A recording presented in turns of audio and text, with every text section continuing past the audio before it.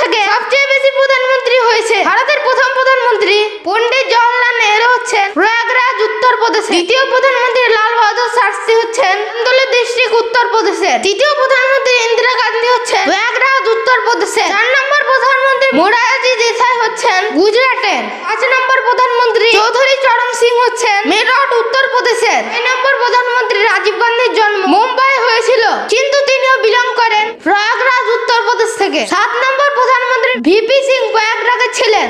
8 নম্বর প্রধানমন্ত্রী চন্দ্রশেখর সিং ছিলেন বালিয়া উত্তরপ্রদেশের। 9 নম্বর প্রধানমন্ত্রী পিভি নরসিংহ রাও ছিলেন তেলেঙ্গানা। 10 নম্বর প্রধানমন্ত্রী অটল বিহারী বাজপেয়ী ছিলেন মধ্যপ্রদেশের গোয়ালিয়র। 11 নম্বর প্রধানমন্ত্রী এইচ.ডি. দেবগড়াজি ছিলেন কর্ণাটকের। 12 নম্বর প্রধানমন্ত্রী ইন্দর কুমার গুজরাটের। জন্ম তো পাকিস্তানে হয়েছিল, কিন্তু তিনি পাঞ্জাবে জলন্ধরে ছিলেন। 13 নম্বর প্রধানমন্ত্রী মনমোহন সিং এর জন্ম পাকিস্তানে হয়েছিল, কিন্তু তিনি লোকসভায় জিতেন আসাম থেকে।